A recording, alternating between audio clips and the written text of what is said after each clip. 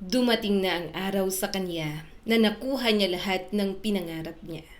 Magandang trabaho, maayos na buhay, at lalaking tanggap ng lahat para sa kanya.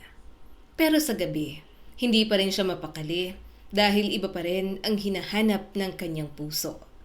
Paano kung habang tumatagal, sakalang niya ma-realize na ang lalaking iniwan niya noon ang siyang tunay na naging tahanan niya? At paano kung sa oras na gusto na niyang bumalik, pagod na itong mahalin siya ulit? Hanggang saan siya handang magpakababa, mapahiya, at lumaban para lang mabawi ang taong minsan niyang pinakawalan dahil natakot siyang hindi sapat ang pagmamahal? Halina at samahan niyo ako ating pakinggan ang kwento ng buhay pag-ibig ni Connie. Pero bago natin simulan ang kanyang kwento, nais ko munang magpasalamat sa inyong walang sawang pagsubaybay sa ating channel. At syempre, shout out muna tayo kay Geneza Fugata, Divina Quintos, Christy Abad, Maria Svensson na nakikinig from Norway, Erlyn Liano from Doha, Qatar, Lina Mactal from Saudi Arabia, Raquel Flores, Pedro Valdez from Luna, La Union, Rufina Altaza from Subic, Agoncillo, Batangas, kay Ma'am Radeline Maandal from Taiwan pero Tubong, Batangas, Leti Secretario from Kamalig Albay, Shoni Samonte from Saudi Arabia, Edenita Reyes from Biga, Silang, Cavite. From Israel, si Ma'am Cherry Carolino, Nenita Ramiro from Isabela, Lilibeth Roy from Capipiza, Tanza, Cavite, at kay Janisha Torres from Binmalay, Pangasinan.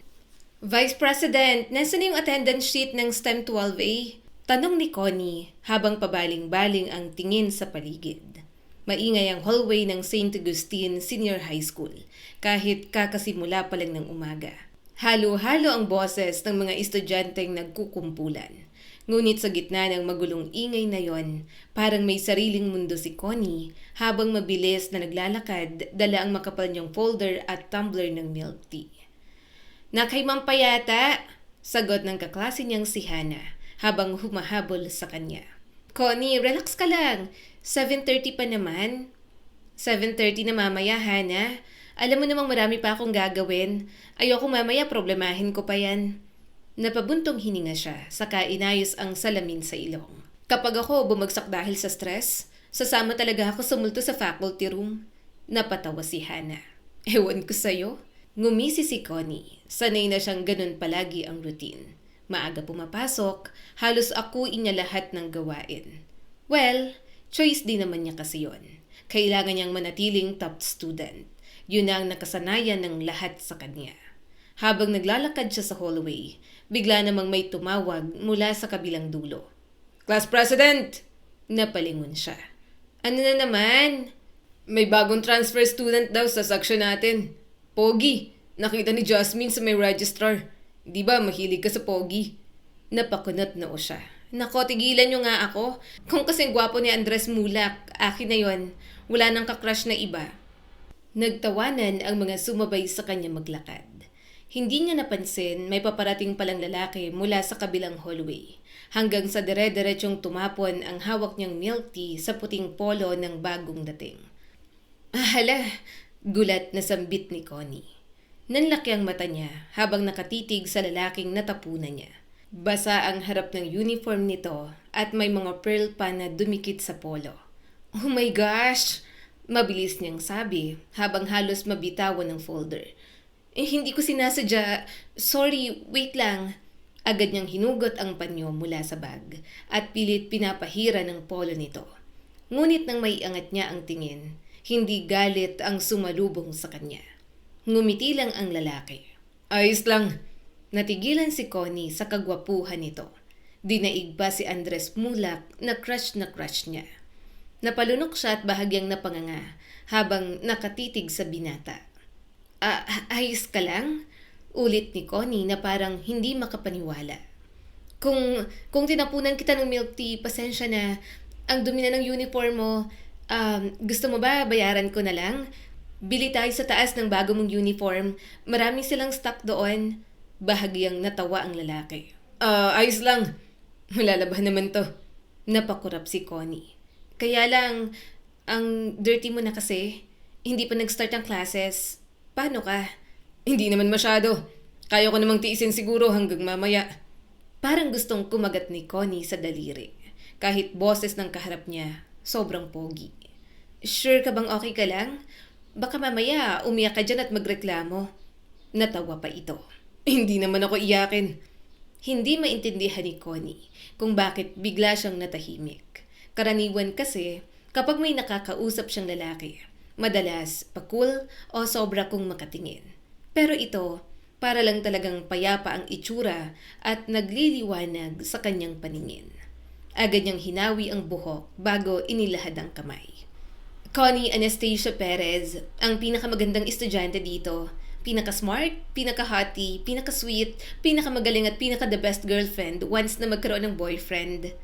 Muntik nang bumunghalit ng tawa ang mga kasama niya sa likod.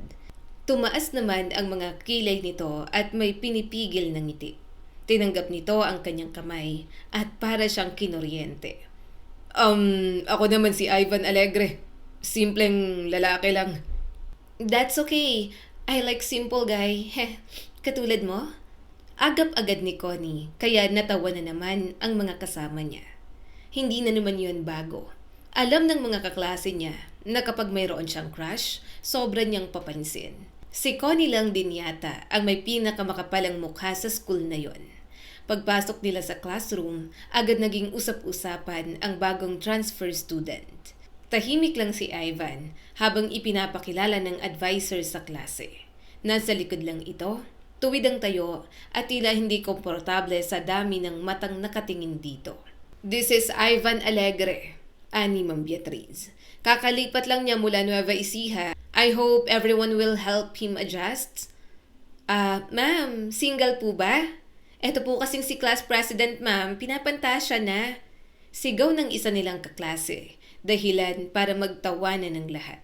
Napailing si Connie at inayos ang pag-upo. Siyempre, minsan lang may pogi. Ang aasim pa naman ng mga lalaki ng section na to. Agad na nagreklamo ang mga kaklase niya. Ngunit lihim siyang napangiti nang mapansing bahagyang nahiya si Ivan. Connie, tawag ng advisor. Since class president ka, ikaw nang bahala sa orientation niya. Napalingon siya kay Ivan, saka napangisi. Okay, ma'am. Tumingin siya kay Ivan. Ako raw kasama mo, pero bawal ma-fall ha. Sobrang ganda ko pa naman. Baka ma-inlove ka kapag palagi mo akong kasama. Halos mabilaukan si Hana sa katatawa, kasama ng mga kaklase niya.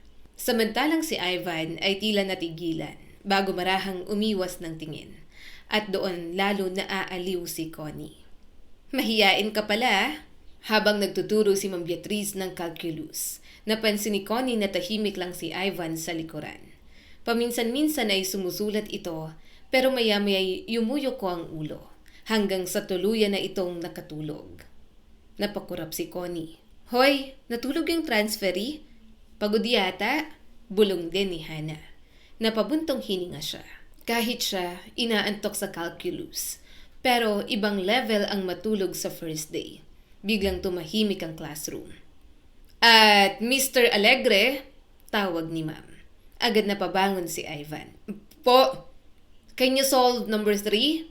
Nagkatinginan ng klase. Napangiwi si Connie. Patay, nakikinig ba siya?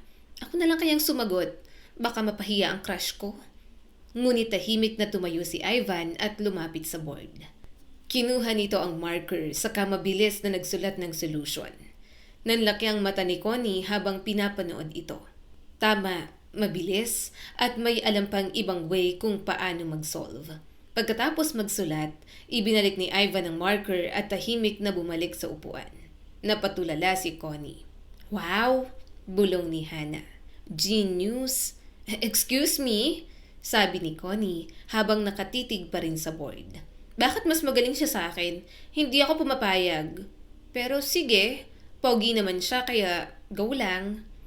Napangiti siya kahit hindi niya maintindihan kung bakit tila natuwa siya sa ideya. na may taong kayang sumabay sa kanya. Pagkatapos ng klase, abala na naman si Connie sa pagpirma ng papers at pakikipag-usap sa teachers. Ngunit habang naglalakad siya palabas ng building, may napansin siyang pamilyar sa likod. Mabilis na naglalakad si Ivan palabas ng gate habang suot ang jacket. "Hoy!" tawag ni Connie. Huminto ito at lumingon. "Bakit ka nagmamadali? May zombie apocalypse ba, baby?" Bahagyang natawa si Ivan. "May pupuntahan lang." Ngumuso si Connie. "Uy, nagmamadali. May secret girlfriend ka, no?" "Wala." "Secret asawa?" tanong niya pa. Napanguso na rin ang binata. "Wala rin." "Secret anak?" Napailing ito habang bahagyang natatawa. "Ang dami mong iniisip. Ganyan ka ba talaga?" Hindi niya alam kung bakit gusto niyang pahabain ang usapan. Siguro dahil bihira siyang makahanap ng tao na hindi trying hard kausap. "Hatid na kita sa gate," sabi niya pa. "Baka madapa ka pa, baby. Iiyak ako kapag nabangasan ka." Tawang-tawa naman si Ivan sa mga hirit niya. Magkatabi silang naglakad palabas ng campus. Tahimik si Ivan habang si Connie naman ay panayang salita. "Sige na, may trabaho pa ako. Mauna na ako, Connie." Saad ng binata. Natigilan si Connie. Anong work mo?" "Yung mga parcel. Nagbubuhat hanggang gabi." Hindi agad nakapagsalita si Connie. Bigla niyang naalala kung gaano ito kapagod kanina. Kaya naman pala natutulog na sa klase kahit first day pa lang. Kaya nang umalis ito, hinayaan niya na lang. "Ano ba yan? Parang hirap naman ang buhay ng baby ko. Nagtatrabaho habang nag-aaral. Pero grabe, ang hat niya pa rin. Batak pala siya sa trabaho kaya ang ganda ng katawan." Lumipas ang mga araw at mas lalong naging pamilyar si Ivan sa kanya. Tahimik pa rin ito, ngunit napapansin niyang mabait ito sa lahat. At kapag break time, madalas ay tubig lang ang iniinom nito habang ang iba'y bumibili ng pagkain. Napansin yon ni Connie at hindi niya maiwasang mapaisip. Hindi kaya siya kumakain? Isang hapon, nadatnan niya si Ivan. Mag-isa itong nakaupo sa library habang nagsasagot ng math exercises. Lumapit siya dalang 2 tinapay at isang chocolate drink. "Congratulations!" bungad ni Connie. "Nanalo ka, baby." Napatingin si Ivan. Hindi na talaga sinasaway ang pagtawag niya rito ng baby. "Saan?" "Sa raffle na kagagawa ko lang sa isip ko." Inabot niya rito ang pagkain. "Food ang prize kasi mukhang mamamatay ka na sa gutom." Umawang ang bibig nito. "Hindi naman." Napadaing si Ivan nang walang hiya niyang tinapik ang tiyan nito. "Kita ko kaya yung tubig at hangin diet mo araw-araw." Bahagyang natawa si Ivan bago tinanggap ang pagkain. Medyo hinimas pa ang tiyan na malakas niyang tinapik. "Ang bigat ng kamay." Hindi maintindihan ni Connie kung bakit parang natuwa siya roon. Umupo siya sa tapat nito, saka inilapag ang notebook. "Kainin mo na yan. Turuan mo nga ako rito habang kumakain ka." Napatingin si Ivan sa notebook niya at nagsimula ng ngumuya. "Madali lang to." Alam niyang madali. Nagpapapansin lang talaga si Connie. Kinuha ni Ivan ang ballpen, saka nagsimulang magpaliwanag. Tahimik at simple itong magsalita, pero madaling maintindihan. Habang nakikinig si Connie, hindi niya maiwasang mapatitig dito. Hindi ito gwapong parang artista. Hindi rin maingay, pero komportable ang presensya nito. Parang kahit tahimik, masaya pa rin kasama. "At ito," sabi ni Ivan habang nagsusulat.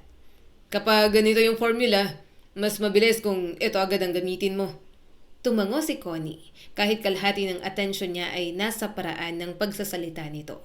"Gets mo?" tanong pa nito. Napangiti siya at pinilit na tumingin sa papel. Hindi eh." Napakunot noo si Ivan. Aling part?" "Hindi ko gets. Bakit ang gwapo mo, baby?" Natigilan ito at bahagyang namula. Ngumisi si Connie. "Ayan na, namula ka na oh. Kinikilig ka rin siguro sa akin. Effective na bang kalandian ko?" Itinulak naman ito palayo ang notebook. Hindi ah." Napailing si Ivan habang umiiwas ng tingin. At doon tuluyang natawa si Connie. Mas naging madalas ang interaction ni Connie at Ivan matapos silang ipagsama sa halos lahat ng school activities. Simula kasi nang mapansin ng teachers na parehong mataas ang grado nila, automatic na yata silang ginawang official peer ng section. Kapag may reporting sila, kapag may research, kapag may event, sila na naman. At hindi alam ni Connie kung matutuwa ba siya o maiinis. Dahil habang tumatagal, lalo lang niyang napapansin ang mga bagay tungkol kay Ivan na hindi niya dapat pinapansin. Connie! Napalingon siya nang marinig ang boses ni Hannah habang naglalakad papuntang gymnasium bitbit ang mga kartolina. Nasaan yung partner mo? Tanong nito. Hewan ko ron, baka nagiging Batman na naman sa part-time job niya. Palagi na nga lang pagod ang baby ko na yon. Natawa na naman si Hannah. Malandi. Hindi, concern lang ako. Napabuntong hininga siya. Kapag nahimata yun dito, ako pa magbubuhat. Ay, ang laki pa naman niya. Sakto pagliko nila sa hallway. Nakita nilang mabilis na naglalakad si Ivan papunta sa kanila habang may bitbit na 2 kahon ng props. At gaya ng dati, mukhang pagod na naman ito. Baby Ivan! Tawag ni Connie. Nandyan ka lang pala. Napansin agad ni Connie ang pawis nito at bahagyang pamumutla ng mukha. Kahit ngumiti, halatang kulang sa pahinga. At ewan niya ba kung bakit parang automatic na nag-aalala siya. Tumigil ka nga sandali, sabi ni Connie habang kinuha ang isang kahon mula rito. Tulungan ka na namin ni Hannah, napailing si Ivan habang naglalakad sila papuntang gymnasium. Tahimik lang ito habang si Connie naman ay tuloy-tuloy ang bunganga gaya ng dati. Feel ko, crush ka na rin ni Ivan, sabi ni Hannah nang sila na lang dalawa. Never ko siyang narinig na tumanggi sa mga kalandian mo. Hinahayaan ka niyang tawagin mo siyang baby. Nakikinig din kahit minsan walang sense ang mga lumalabas dyan sa bunganga mo. Napangiti si Connie at nakaramdam lang lalo ng kilig. Maganda kasi ako. Umismid naman ang kanyang kaibigan. Mabilis na lumipas ang buong hapon dahil sa paghahanda para sa school foundation event. Halos lahat ay pagod na habang abala sa pag-aayos ng booths at stage decorations. Samantalang si Connie ay parang nanay ng section na paikot-ikot habang may hawak na checklists. Nasaan yung extension wire? Nasa likod! Pinamewang niya ang mga nag-aayos. Bakit nasa likod? Hindi ba dapat nasa harap kasi gagamitin natin? Hay, Connie, huminga ka muna. Natatawang sabi ni Hannah. Baka ma-turn off ang baby Ivan mo. Hindi yan. Maganda ako. Bakit matuturn off yan? Napatingin siya kay Ivan na pangiti-ngiti lang sabay kamot sa sentido. Tahimik siyang lumapit dito saka inabot ang sandwich na ginawa niya. Baby, kumain ka na. May sandwich ako rito. Ayos lang ako. Napairap siya. Hindi kita tinatanong kung okay ka. Sabi ko kumain ka. Saka gawa ko yan kaya kainin mo. Natawa si Ivan ng mahina bago tinanggap ang sandwich. At ewan ni Connie kung bakit parang achievement na naman yon para sa kanya. Hindi talaga ito tumatanggi sa kanyang mga kalandian. Tahimik itong kumain habang si Connie naman ay nakaupo sa tabi nito. At habang pinagmamasdan niya ito, hindi niya maiwasang mapaisip. Sanay kasi siyang makakita ng mga lalaking puro yabang. Yung tipong may kaunting effort lang, gusto agad purihin. Pero si Ivan, tahimik lang at sobrang pogi pa. Connie, tawag nito sa kanya. Napakurap siya saka napatingin kay Ivan. Sana, baby na lang. Muli na naman itong tumawa. Kanina ka pang tahimik. Anong iniisip mo? Nag-iisip lang ako. Saglit siyang natahimik bago ngumisi. Iniisip ko kung may tinatagong abs ka ba sa ilalim ng uniform mo. Napailing si Ivan habang humahalakhak. Ano bang klaseng utak ang meron ka? Napangiti lang siya. Creative, delikado at depende kung kanino. Hindi niya maintindihan kung bakit sobrang dali niyang mapasaya kapag si Ivan ang kaharap niya. Gabi na natapos ang school event. Pagod na pagod ang buong campus habang paisa-isang nagsiuwian ang mga estudyante. Ngunit bago pa man makaalis si Connie, biglang dumilim ang langit. Kasunod noon ay malakas na kulog. Ang galing! Kung kailan ako uuwi saka pa umulan ng malakas. Napailing si Connie habang nakasilong sa waiting shed sa tapat ng school. Basang-basa na ang dulo ng kanyang uniform at bahagyang magulo na ang buhok. Ang ganda ko pa naman kanina. Reklamo niya sa sarili. Maganda ka pa rin naman. Napalingon siya sa boses ni Ivan. At dahil mahina ang ilaw at maulan, hindi niya alam kung bakit parang biglang naging mas gwapo ito sa kanyang paningin. Wow! Sabi niya habang pinipigilan ang ngiti. Marunong ka palang mambola? Hindi naman bola kung totoo. Nanlaki bahagya ang mata ni Connie. Bigla siyang napaiwas ng tingin. At mas lalo siyang nainis sa sarili dahil kinilig siya roon. Ba't hindi ka pa umuuwi? Tanong na lang niya. Wala nang masakyan. Same. Napabuntong hininga si Connie. Mukhang dito na tayo tatanda. Natawa muli si Ivan. Tahimik siyang naupo sa waiting shed habang malakas ang ulan sa harapan nila. Paminsan-minsan ay may dumadaang sasakyan, ngunit mabilis ding nawawala sa madilim na kalsada. At sa unang pagkakataon, hindi agad nagsalita si Connie. Hindi niya alam kung bakit parang ang tahimik ng gabi. Kakaiba man, pero gusto niya yon. Connie, bakit lagi kang masaya? Napakurap siya sa tanong nito. Ha? Parang kahit pagod ka, nagagawa mo pa rin mag-joke. Napabuntong hininga siya saka sumandal sa upuan. Defense mechanism, kapag kasi hindi ako nagbibiro, mafe-feel kong pagod ako. Saka kapag sanay kang maraming expectations sa'yo, parang bawal ka maging miserable. Hindi sumagot si Ivan. Tanging ulan lang ang naririnig niya. Hanggang sa marahan itong nagsalita. Gets kita. Sa amin kasi, kapag tumigil ako mag-aral, wala nang susunod. 5 kami magkakapatid. Yung tatay ko namamasada lang. Yung nanay ko naman nagtitinda sa palengke. Kaya gusto kong makatapos agad para makatulong. At natatakot ako minsan na baka hindi ko kayanin. Baka isang araw mapilitan akong huminto. Hindi agad nakapagsalita si Connie. May kung anong mabigat na pakiramdam sa dibdib niya habang pinagmamasdan ito. Kahit ngumingiti kasi si Ivan palagi, ngayon niya lang naramdaman na may bigat din pala itong dala. Kaya mo yan? Sabi niya agad. Hindi kita masyadong kilala noon, pero napansin kong grabe ka magsipag. Tsaka matalino ka naman. Marami ka pang bagay na magagawa. Kaya wag kang dramatic dyan. Bawal kang sumuko kasi sino nang tutulong sa akin sa math? Napailing si Ivan habang nakangiti.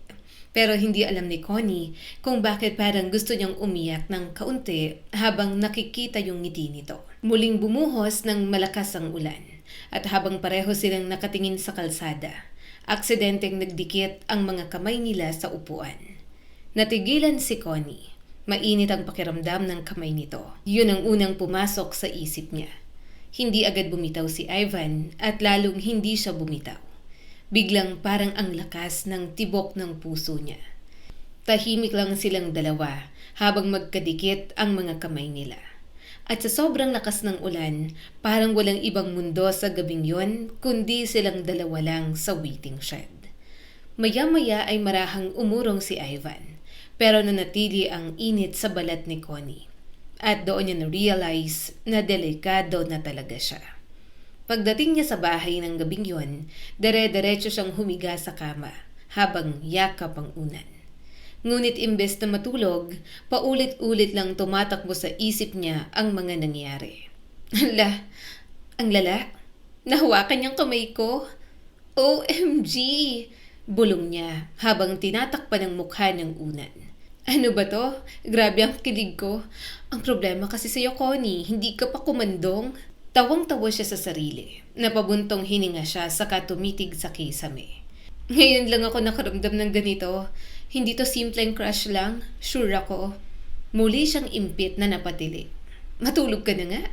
Pero kahit anong pilit niyang matulog, hindi mawala-wala ang maliit na ngiting nasa labi niya habang naiisip si Ivan. Unti-unting naging normal kay Connie ang paghahanap kay Ivan sa bawat araw niya. Kapag wala ito, irritable na siya kaagad. At kapag dumating naman, parang biglang gumaganda ang araw niya kahit mukha siyang timang dahil doon. Good morning, bati ni Ivan. Parang bumagal na naman ang mundo ni Connie. Late ka? 3 minutes lang. Napangiti si Ivan habang umuupo sa tabi niya. Galit ka agad? Hindi naman ako galit. Napabuntong hininga siya. Sa tingin mo, kaya ko talagang magalit sa'yo, Pogi? Bahagyang natawa si Ivan.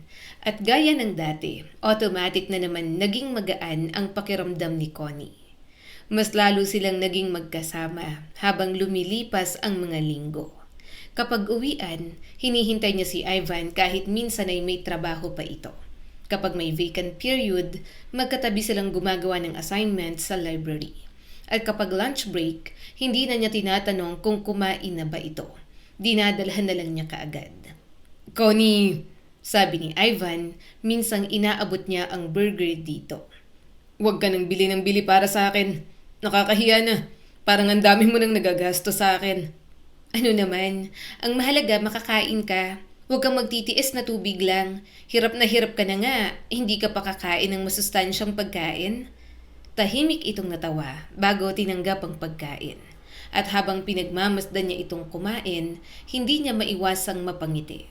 Kapag may mga kwento ito, pakiramdam ni Connie, pwede na siyang mabuhay habang nakikinig lang sa tawa ni Ivan araw-araw. Dumating ang birthday ni Connie nang hindi niya halos namamalayan dahil sa dami ng school activities. Pagpasok niya sa classroom, agad siyang sinalubong ng mga kaklase niya. Happy birthday, Connie! Libre! Pakain! Napailing siya habang tumatawa. Mga linta talaga kayo. Pero sige, mamaya, labas tayo. Treat ko. Binigyan ako ng parents ko ng budget. Maya-maya ay napansin niyang tahimik lang si Ivan. Lumapit siya agad rito at ngumiti. Good morning, baby. Birthday ko. Baka naman, gusto mong bumati. Bahagya itong ngumiti. Happy birthday, Connie. Hindi niya alam kung bakit parang gusto niyang i-frame agad yon sa utak niya. Thank you. Mas maganda siguro kung happy birthday, baby na lang. Inabot nito ang regalo sa kanya. Para sa'yo. Dahan-dahan niyang binuksan yon. At doon niya nakita ang isang simpleng handmade na keychain. Maliit lang yon. Gawa sa crochet na maliit na milk teacup at may nakasabit na initials. Nanlaki ang mata niya. Ikaw ang gumawa nito? Tumango si Ivan habang bahagyang nahihiya. Oo. Nagpaturo ako sa kapatid ko. Sana magustuhan mo. Simple lang yan. Hindi agad nakapagsalita si Connie. Sanay siyang makatanggap ng mamahaling regalo. Perfume, bags at sapatos. Low-key na may kaya kasi ang kanilang pamilya. Kaya bigay lahat ng gusto niya. Pero ewan niya ba kung bakit ang bigay ni Ivan ang pinaka nagustuhan niya. Siguro dahil ramdam niyang pinag-effortan, pinaglaanan ng oras, at galing talaga kay Ivan. Connie! Napatingin siya kay Hannah habang nasa kantin sila kinabukasan. Ano? Kayo na ba ng baby Ivan mo? Tanong nito. Muntik na siyang mabilaukan sa iniinom na juice. Hindi kami. Friends lang kami. Friends? Singit ng isa pa nilang kaklase. Friends na naghihintayan araw-araw? Friends na laging magkatabi? Friends na parang mag-asawa sa library? Hoy! Reklamo ni Connie habang namumula. Mga dilulo kayo. Ngunit habang pinagtatawanan siya ng mga kaibigan, napabaling ang tingin niya kay Ivan na nasa kabilang table.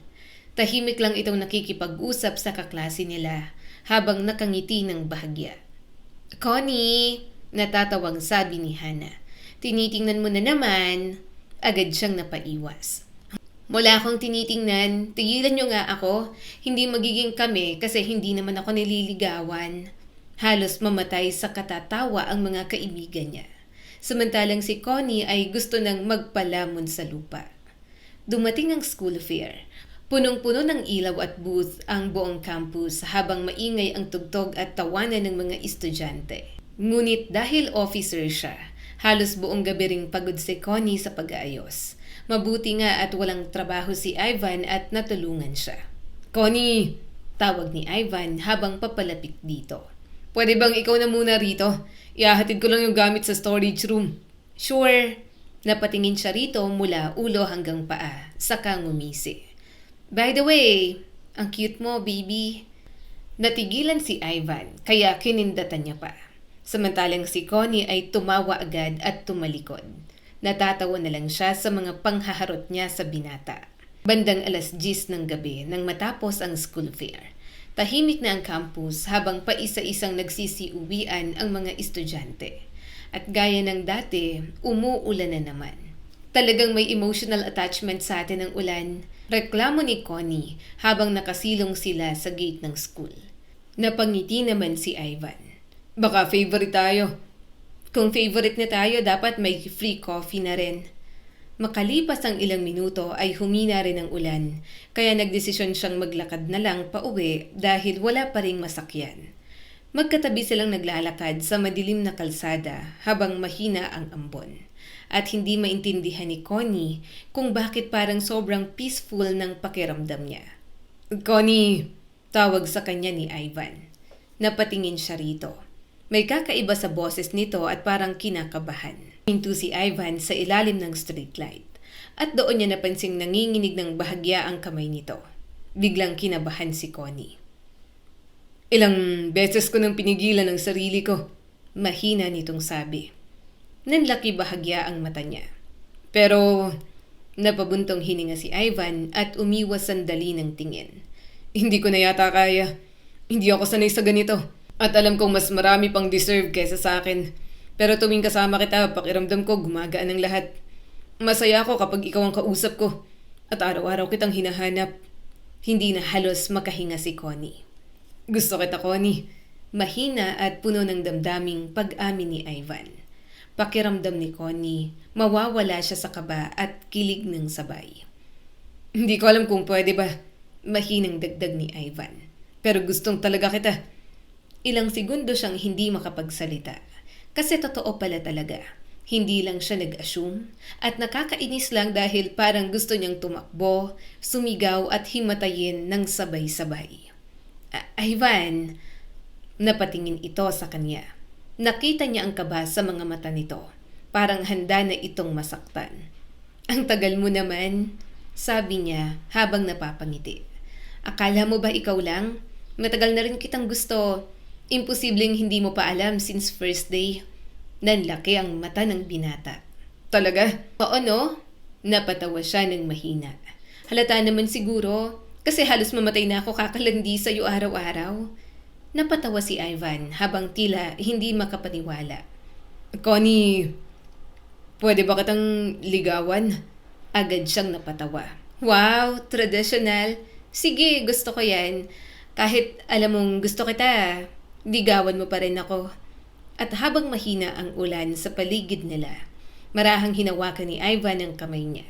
Mas lalo tuloy binalot ng kilig ang kanyang puso. Hindi nagtagal, naging sila na nga ni Ivan. Hindi naman sobrang special ng kanilang naging relasyon. Simple lang ang mga naging date nila. Pero mas naging masaya si Connie kaysa sa kanyang inaasahan.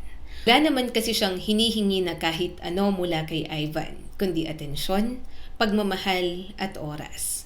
Kahit madalas na siya ang gumagastos sa date nila o sa maliit na karinderya lang siya nito kayang dalhin, okay lang sa kanya. Hanggang sa dumating na ang college, kailangan na nilang mag-isip kung saan. Gusto niyang magkasama sila ng boyfriend niya, pero agad na tumutol ang kanyang mga magulang. Connie, bakit magtitiis ka sa public university? Kaya ka naming pag-aralin sa mas magandang universidad. Bakit maghihintay ka pa ng slot mo dyan? Saad ng kanyang ina habang kumakain sila sa isang restaurant. Medyo bumagal ang nguya ni Connie. Alam ko naman po yun, pero kasi po, nandun ang friends ko, so gusto ko rin po sana roon. Saka yung boyfriend ko po, napailing ang kanyang ama. Hindi kami mahigpit sa'yo. Friends, gimmick, boyfriend, hindi ka namin pinipigilan dyan. Kahit anong gusto mo, pinagbibigyan namin dahil bata ka pa. Dyan sa boyfriend mo, marami kaming naririnig sa kanya at may mga hindi kami gusto. Pero hinahayaan na lang namin. But this time, hindi mo pwedeng ipagpalit ang magandang opportunity dahil lamang gusto mong makasama ang mga taong komportable ka ngayon. Doon ka mag-aaral sa university kung saan nagtapos ang mga kapatid mo. And that's final. Napanguso na lang si Connie. Ano pa bang magagawa niya? Maluwag sa kanya ang mga magulang, pero ang huling desisyon, nasa mga ito pa rin. Nagsalita pang muli ang kanyang ama. Besides, makakabuild ka rin ng college friends. Mas matatag kapag nagkaroon ka ng kaibigan sa college at lahat kayo ay same ng goals.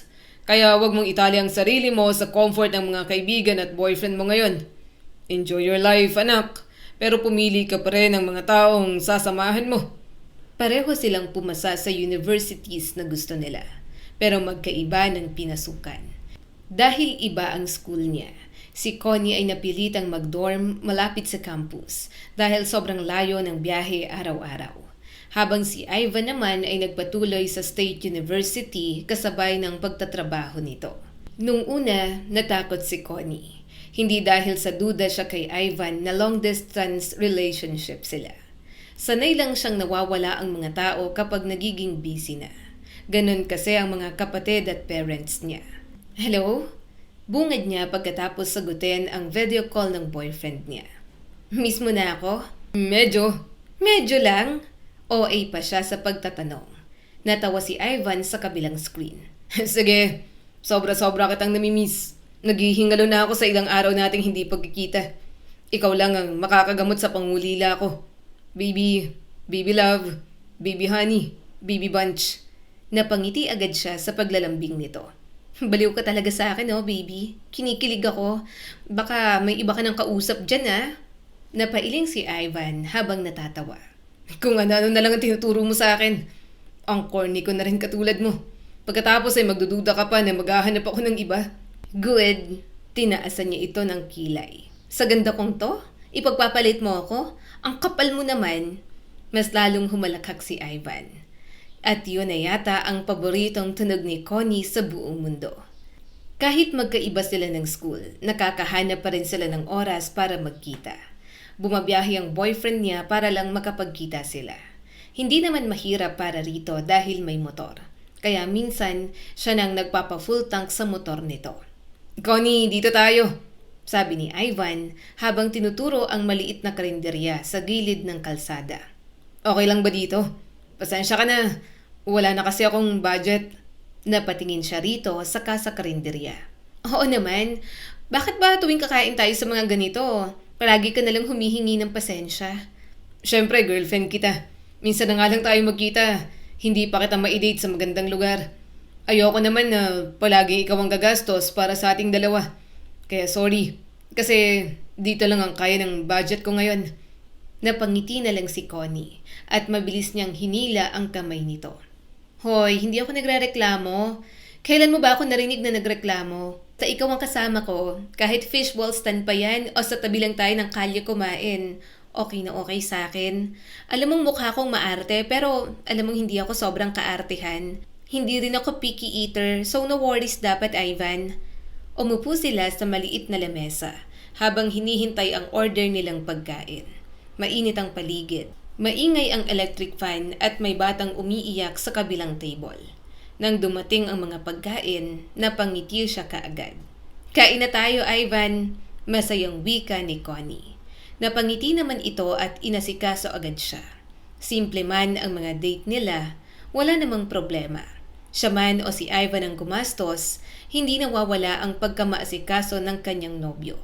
Consistent ito at never nagbago kahit nang magkaroon na sila ng relasyon.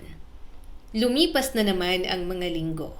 Mas mahirap ang kolehiyo kaysa sa inaasahan niya. Sobrang pressure, hindi lang sa sarili niya kundi sa mga magulang niya at pamilya.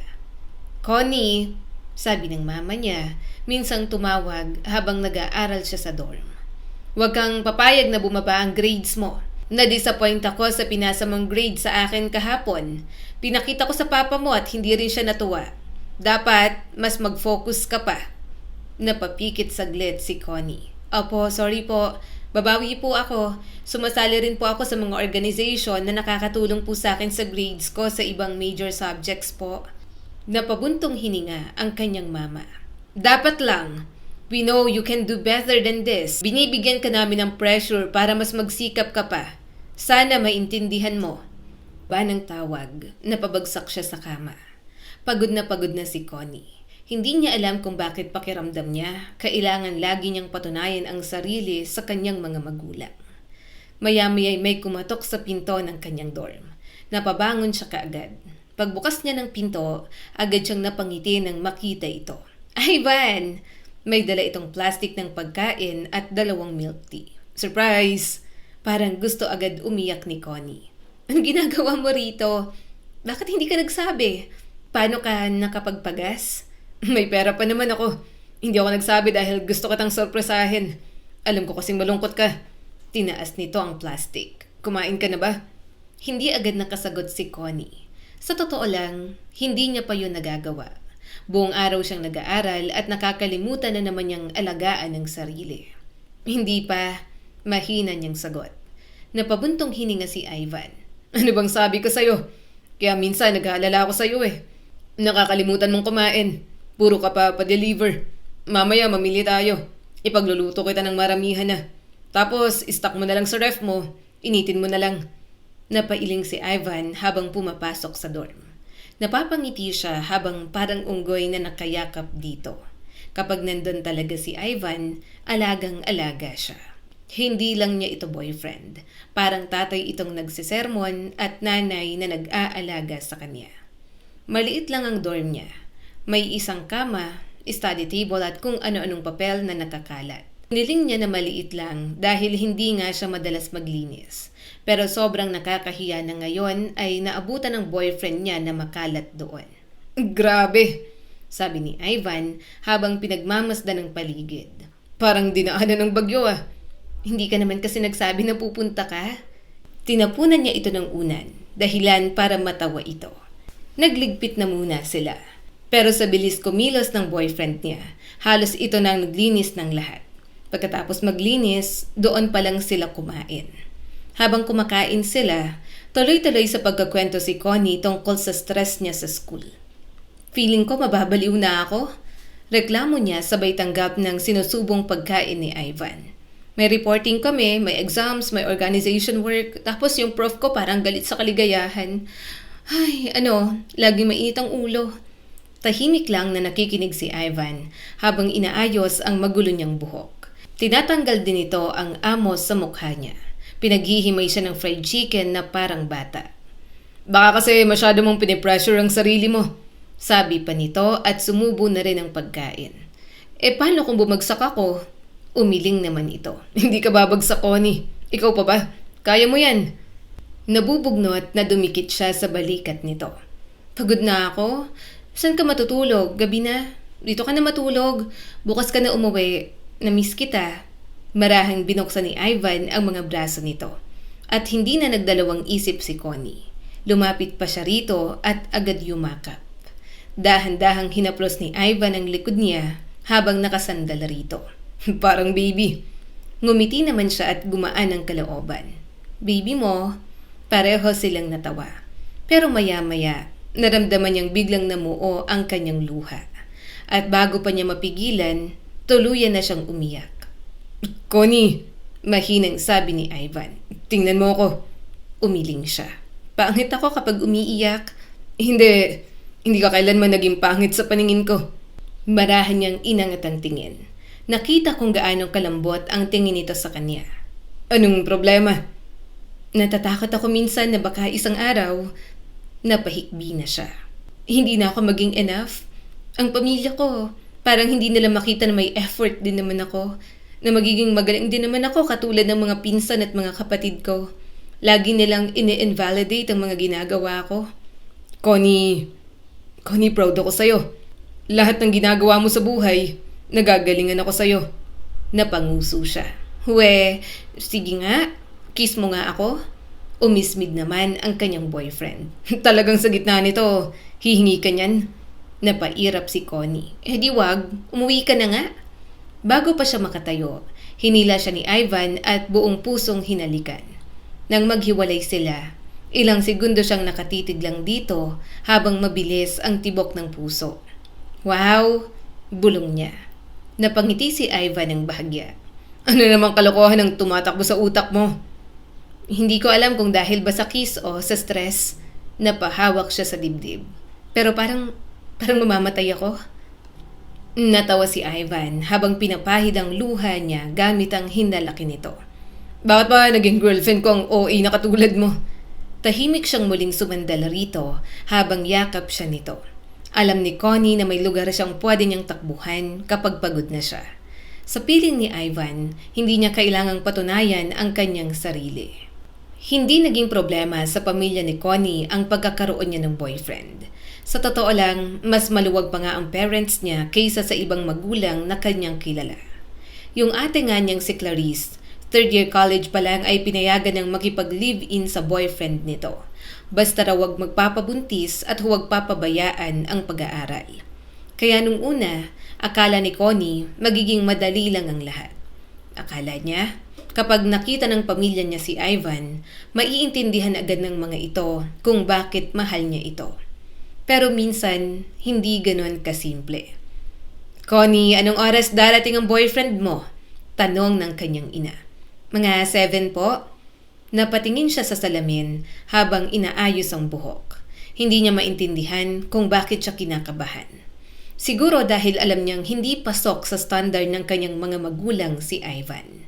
Pero dahil mahal niya, ipapakilala niya pa rin. Naipakilala na siya ng kanyang boyfriend sa pamilya nito, kaya ngayon ay siya naman. Maya-maya ay tumunog ang cellphone ni Connie. Agad siyang napangiti nang makita ang pangalan ni Ivan. Hello, nasan ka na? Tanong niya rito. Nasa baba na ako. Kinakabahan ako, Connie. Napakagat siya sa labi. Huwag kang kabahan, nandito naman ako. Pagkababa ng tawag, mabilis siyang tumakbo papunta sa ibaba. At pagdating niya sa sala, agad niyang nakita si Ivan na nakatayo malapit sa pinto, habang may dalang maliit na cake box. Simple lang ang suot nito. Polo shirt, maong at yung lumang relo nitong madalas suotin. Ngunit sa paningin ni Connie, sobrang gwapo ng kanyang boyfriend. Hi! Bati ni Ivan nang makita siya. Hi! Sagot niya habang pigil ang ngiti. Lumapit siya rito saka mahina itong kinurot sa tagiliran. Bakit? Ang cute mo? Bulong ni Connie. Agad na pailing si Ivan habang natatawa. Wala ka talaga sa timing sa mga hirit mo, no? Bago pa siya makasagot, biglang lumabas ang mama niya mula sa dining area. So, you must be Ivan. Agad umayos ng tayo si Ivan. Opo, tita, good evening po. Mabilis din na ngumiti ang mama niya. Good evening. Halika, maupo ka. Tahimik silang pumasok sa dining area. Naging uncomfortable na agad ang pakiramdam ni Connie. Wala namang ginagawang masama ang kanyang pamilya. Subalit kilala niya yung mga tingin ng mama niya. Napansin agad ni Connie nang mapatingin ito sa motor helmet ni Ivan na nakapatong sa gilid. Lalo na nang marinig nitong working student ito. So, nagtatrabaho ka habang nag-aaral? Tanong ng papa niya habang kumakain. Sumagot naman si Ivan. Opo, delivery rider po ako. Tahimik na tumango ang papa niya. Samantalang si Connie ay pilit na ngumiti habang kumakain. Hindi ba mahirap pagsabayin ang pag-aaral at pagtatrabaho? Tanong ng mama niya. Opo, medyo mahirap po. Tumango si Ivan. Kaso wala rin naman po akong pagpipilian. Tumutulong din po kasi ako sa pamilya. Pang-ilan ka sa magkakapatid? Muli nitong tanong. Panganay po. Sagot ng boyfriend niya. So after graduation, ano ang plano mo? Tanong naman ng kanyang ama. Napatingin siya agad kay Ivan. Ngumiti ito ng bahagya. Maghanap po agad ng stable na trabaho. Anything related po sana sa course ko. Tumango ang papa niya. Ngunit bago pa makahinga ng maayos si Connie, nagsalita ulit ang kanyang ina. At paano mo naman bubuhayin si Connie balang araw? Natigilan siya. Mama, college pa lang kami. I know, kalmadong sagot nito. Nagtatanong lang ako. Kasi kung ganyan nakatagal ang relationship ninyo, then I guess baka nasa isip na ng boyfriend mo na ikaw nang kasama niya hanggang dulo. Nagtatanong lang kami. Kasi paano kung walang plano? Hindi ko po masasabi agad ngayon. Mahinahong sagot ni Ivan. Pero sisikapin ko pong magkaroon ng maayos na trabaho. Tumango ang mama niya, ngunit hindi ngumiti. At ewan ni Connie kung bakit parang gusto niyang umiyak habang nakaupo roon. Wala namang mali sa sinabi ng mga magulang niya. Pero batid niyang nararamdaman ni Ivan ang pagitan nila. Mabilis na natapos ang dinner matapos noon. At kahit pilit pinapasaya ni Connie ang usapan gamit ang mga usual niyang jokes, ramdam niyang hindi na ganon kagaan ang atmosphere nila. Pagkatapos kumain, inihatid niya si Ivan sa labas ng bahay. Mas lalong sumikip ang dibdib niya habang nakikita itong pilit pa ring ngumiti. "Sorry," agad niyang sabi. Napatingin si Ivan. Bakit ka nagsasorry? Kasi napabuntong hininga siya. Ang awkward nila, umiling si Ivan. Hindi naman. At least, mabait pa rin naman sila. Pero naramdaman mo, di ba? Hindi agad sumagot si Ivan. Napababa siya ng tingin. Bigla siyang nakaramdam ng guilt na hindi niya maipaliwanag. Parang gusto niyang protektahan si Ivan mula sa pakiramdam na yon. Connie, Mahinang sabi nito habang hinahawakan ng kamay niya.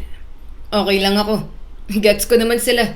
Kasi kung ako ang magulang mo, baka ganun din ako.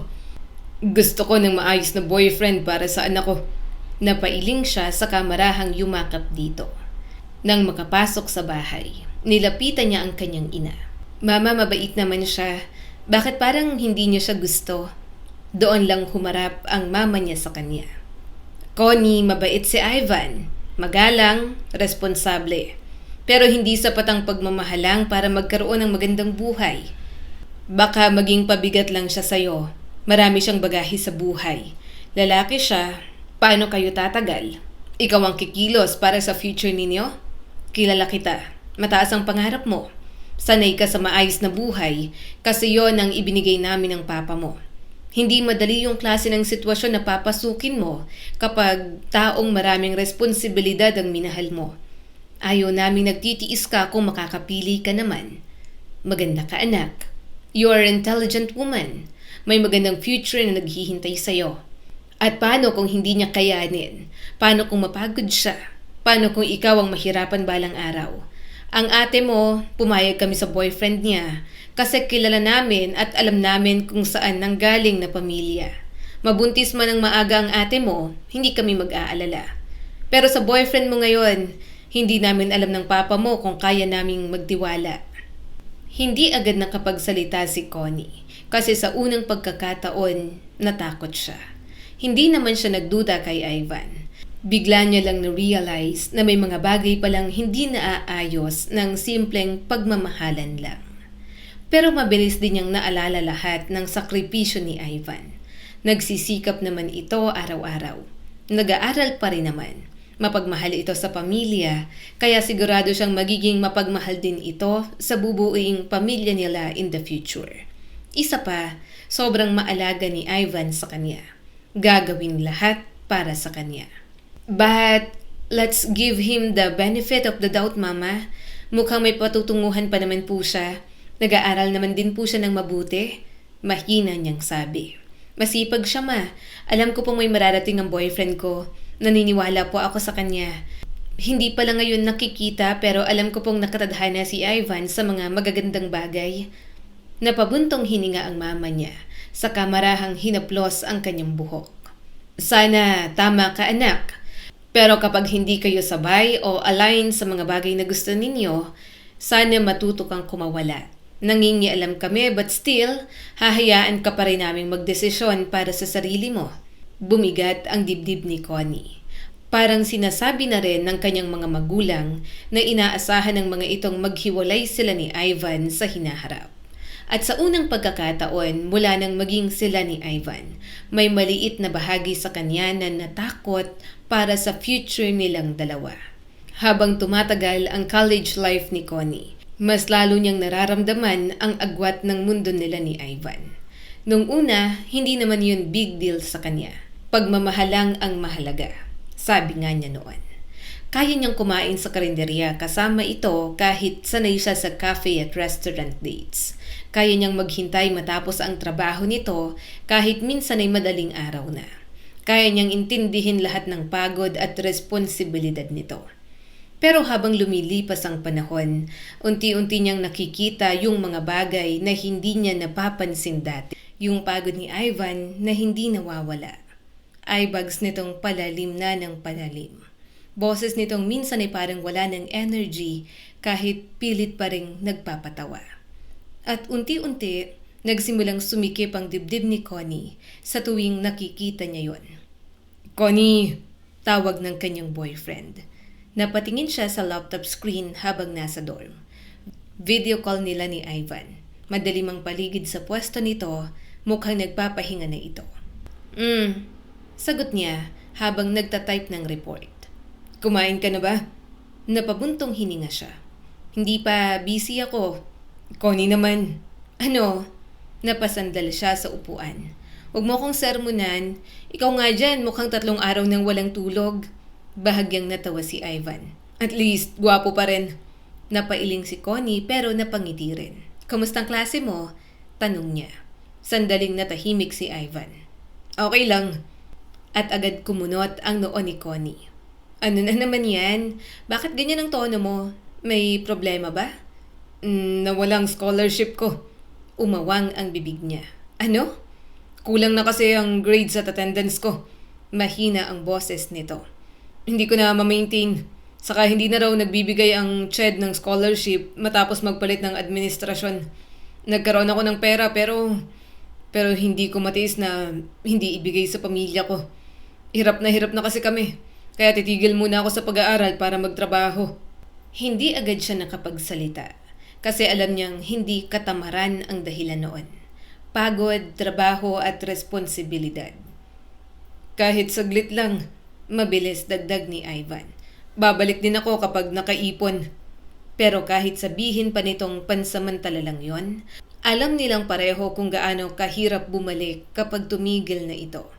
Hindi niya alam kung ano ang sasabihin. Anong klaseng comfort ba ang pwedeng sabihin sa taong napilitang bitawan ng pangarap dahil kailangang mabuhay. I'm sorry, mahinang sabi nito. At doon tuluyang nadurog ang puso ni Connie. Bakit ikaw ang nagsasorry? Kasalanan mo bang mahirap ang buhay? Connie, nahihirapan akong makasabay sa buhay na meron ka. Mas lalo nang hindi ako magiging karapat-dapat sa'yo. Huwag mo akong kausapin na parang talunan ka.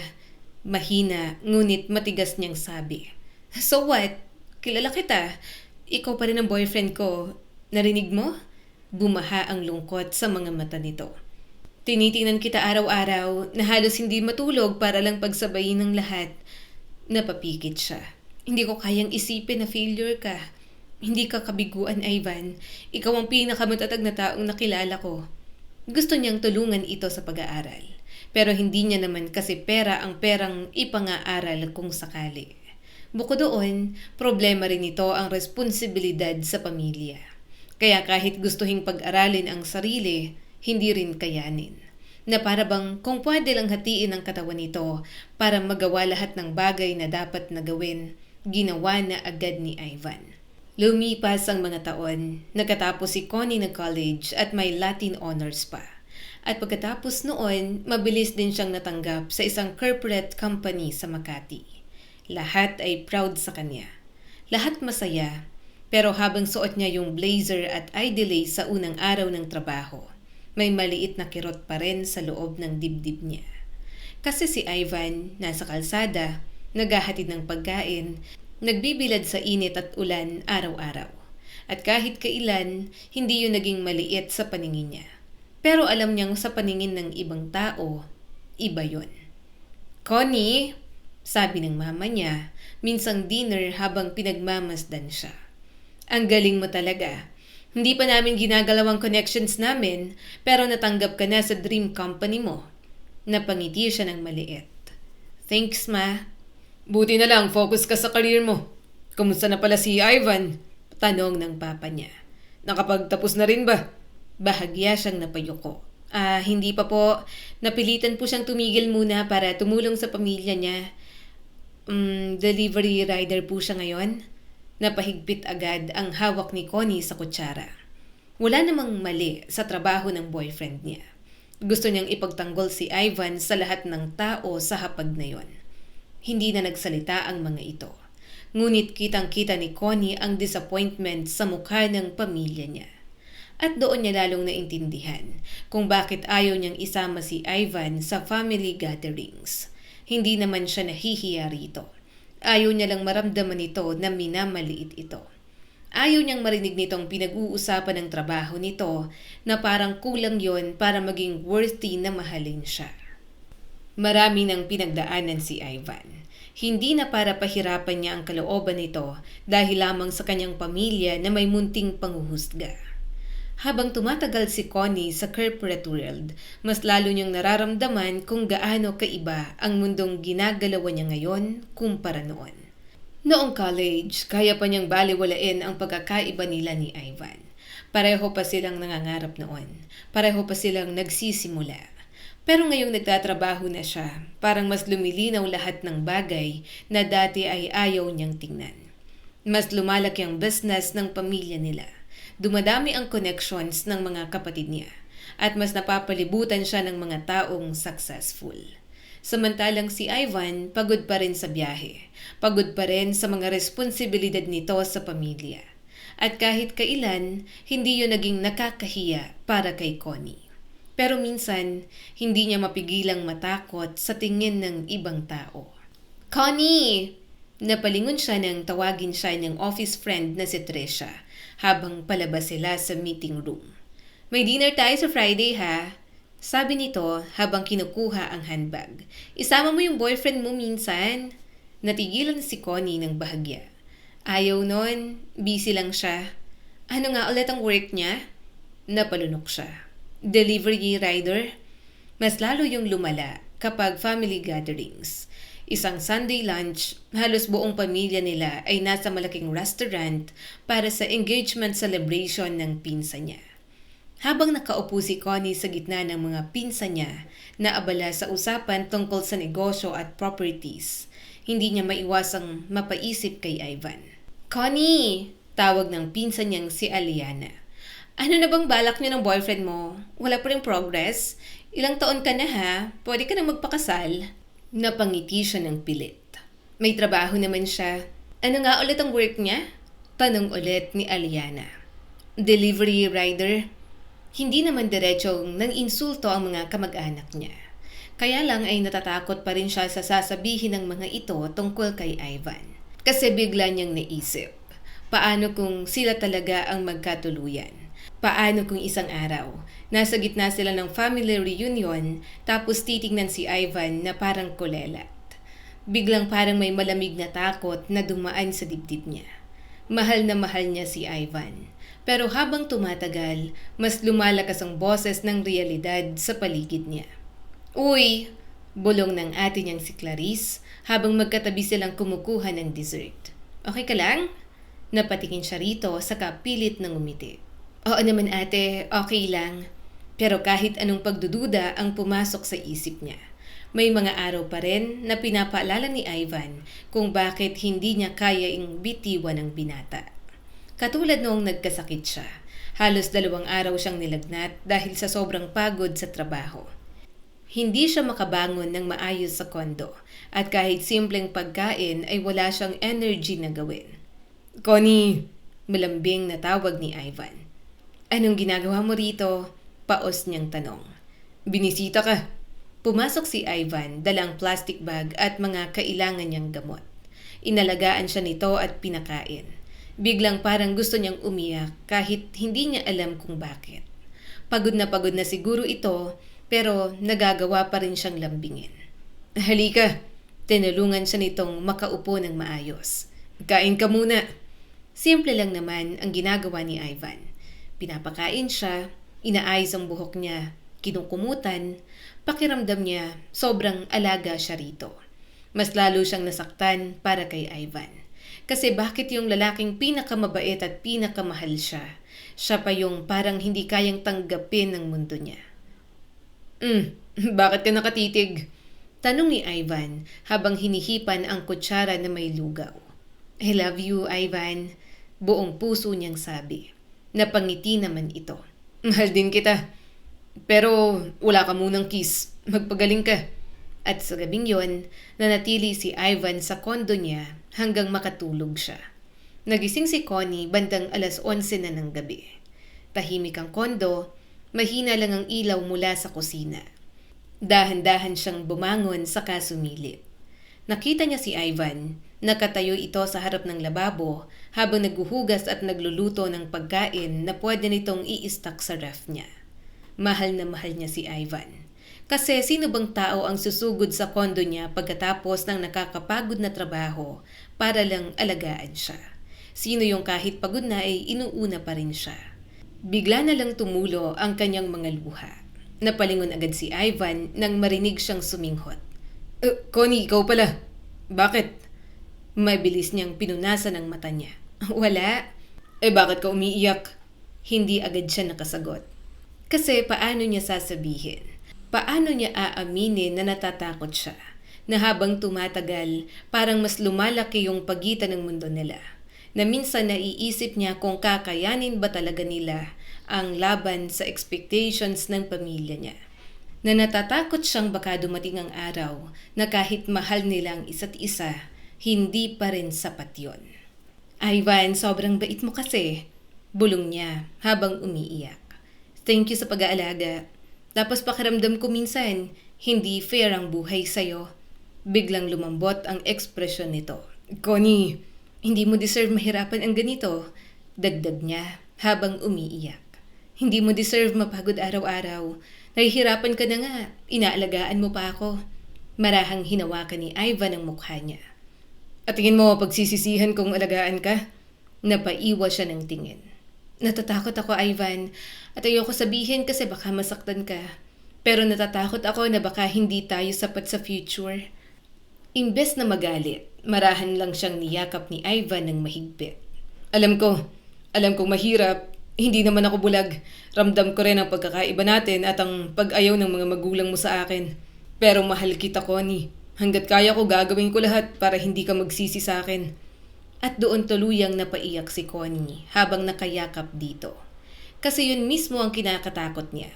Na baka isang araw, dumating yung punto na kailangan niyang mamili sa pagitan ng taong mahal niya at ng buhay na gusto ng mundo para sa kanya. Mas lalong naging mabilis ang takbo ng buhay ni Connie habang tumatagal siya sa kumpanya. Halos araw-araw, iba-ibang tao ang nakakasalamuhan niya. At habang unti-unti siyang nasasanay sa mundo ng mga professionals at executives, pakiramdam niya parang may bagong bersyon ng sarili niya ang nabubuo. Sa mundong yon, nakilala niya si Sam Cortez. Connie, napalingon siya mula sa laptop nang marinig ang boses nito sa likod niya. Nakatayo si Sam habang may hawak na folder at coffee cup.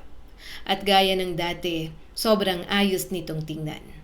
Pwede bang ikaw na lang mag-present nitong financial summary? Tanong nito. Mas okay ka mag-explain kesa sa akin. Tumango na lang siya. Okay. Napangiti ito sabay abot ng coffee cup sa kanya. Here, para sa'yo.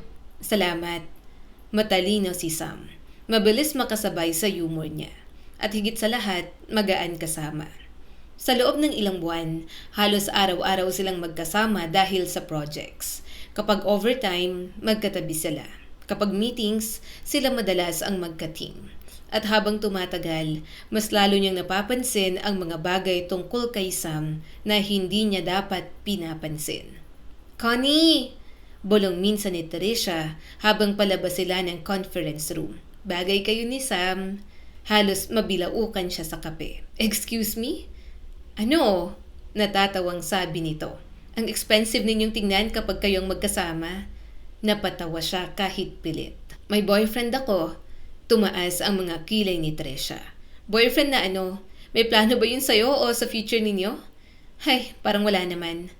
Natigilan siya ng bahagya. Hindi nila yun napag-usapan ni Ivan kahit kailan. Kahit gusto niyang i-open ang topic, nahihirapan siya dahil nakikita niyang pagod nito para sa pamilya. Gusto niyang magplano sila ng pagpapakasal. Dapat manggaling yun sa boyfriend niya at hindi sa kanya. Ito lang naman kasi ang hinihintay niya. Subalit ngayon na mayroong Sam na nagpaparamdam sa kanya, parang bigla siyang nayanig. Bigla siyang namulat sa mga bagay na deserve niya pero hindi naman niya natatanggap mula kay Ivan. Isang hapon, nagkaroon sila ng office party. Punong-puno ng executives at employees ang rooftop venue ng hotel. Habang nakatayo si Connie roon, suot ang fitted black dress. Hindi niya maiwasang makaramdam ng excitement. Pakiramdam niya, bagay siya roon. Pangarap niya talaga ang ganoong mundo at ganoong karera. Habang mas tumatanda siya, Mas nare-realize niyang mas gusto niya talagang maging career woman. Na kahit magkaroon na siya ng asawa at anak, gusto niya pa rin na magtrabaho. Connie! Tawag sa kanya ni Sam. Napalingon siya. Nakangiti ito at naka-black suit. You look nice. Ngumiti siya. Nice lang? Okay, fine. Sobrang ganda mo. Napangiti si Sam. Napailing siya habang natatawa. Ganyan dapat ang sagutan. Natawa ito. At habang magkausap sila, napapansin niyang may ilang office mates na palihim na nakatingin sa kanila. Parang automatic na ina-assume ng mga tao na may something sa kanila. Ako na mag-ahatid sa'yo mamaya. Alok ni Sam. Umiling siya sabay ngiti. No need, dala ko ang sasakyan ko. Pag-uwi niya sa kondo ng gabing yon, nadat na niyang tulog si Ivan sa sofa. Bahagya pa siyang nagulat dahil doon. May dala pa itong maliit na paper bag ng favorite niyang siomai rice noong high school. Masaya siya doon noon, pero hindi na kasi sila yung mga dating high school. Sa edad nilang yon, nag-iisip na dapat sila para sa kanilang future. Ano bang plano mo sa atin? Mahinang tanong ni Connie. May patutunguhan pa bang pananatili ko sa'yo? Tahimik na napatitig si Connie sa boyfriend niya. At mas lalo siyang nakaramdam ng sama ng loob sa sarili niya. Kasi habang nasa hotel siya kanina, umiinom ng wine kasamang mga successful na mga tao. Eto namang boyfriend niya, bumabiyahe sa gabi para lang mabilhan siya ng pagkain. Napabuntong hininga na lang si Connie. Namalaya na lang niya na unti-unti siyang napapagod. Hindi naman biglaan. Hindi yung isang araw ay pagising niya, wala na agad siyang nararamdaman. Mas masakit pa nga kasi dahan-dahan. Tipong araw-araw may maliit na bagay na bumibigat sa kanya. Mahal niya pa rin si Ivan. Pero habang tumatagal, parang mas lumalakas ang takot kaysa sa pagmamahal na mayroon siya para rito. Connie? Tawag ng kanyang mama. Kailan ba babalik sa pag-aaral si Ivan? Napahigpit agad ang hawak niya sa kutsara. Hindi ko po alam. Napag-uusapan niyo na ba ang future ninyo? Tahimik siyang napababa ng tingin. Anak, mahinang sabi ng mama niya. Hindi ka na bata. Hinahayaan ka namin dyan sa boyfriend mo. Kasi nakikita naman namin na mahal mo. Pero hindi lang kasi yon ang inaalala namin para sa'yo. Hindi lang dahil sa mahal mo umiikot ang buhay, anak. Kailangan mo ring isipin ang future mo. Dahil sa panay na tanong ng kanyang mga magulang, nakakaramdam na rin talaga siya ng pressure. Kaya habang kumakain sila sa karinderya malapit sa kanyang kondo, hindi niya mapigilang mapatitig sa kanyang boyfriend. Tahimik lang ito habang hinihimay ang pritong isda para sa kanya. Kumain ka na. Wala nang tinik dyan. Kailan ka babalik sa school? Tanong niya ng mahina. Saglit na natigilan si Ivan at agad niyang pinagsisihan ang tanong na yon. Hindi ko pa alam. Sagot ni Ivan matapos ang ilang segundo. Marami pa kasi akong gastusin. May sakit din si mama. Kailangan ko talagang magtrabaho na muna. Tahimik si Connie habang pinipilit ng umiti. Naiintindihan ko naman na may mga responsibilities ka, pero may plano ka rin naman para sa atin, di ba? Napatingin agad si Ivan sa kanya. Connie, dinaan niya sa tawa at kain ang sakit na nararamdaman. Hindi, nagtatanong lang ako. Kasi matagal na rin.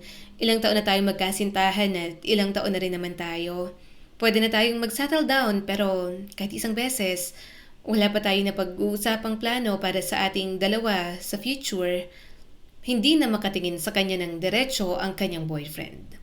Pasensya na. Hindi ko binubuksan kasi wala pa akong may papangako. Kailangan ko muna talagang unahin ang pamilya ko. Hindi ko naman sila pwedeng pabayaan. Sinusubukan ko naman. Ginagawa ko ang lahat para makaahon. Para kapag okay ng pamilya ko, tayo namang dalawa. Napabuntong hininga siya saka tumingin sa gilid. Kasi yun na naman ang sagot nito. Sinusubukan pero walang kasiguraduhan.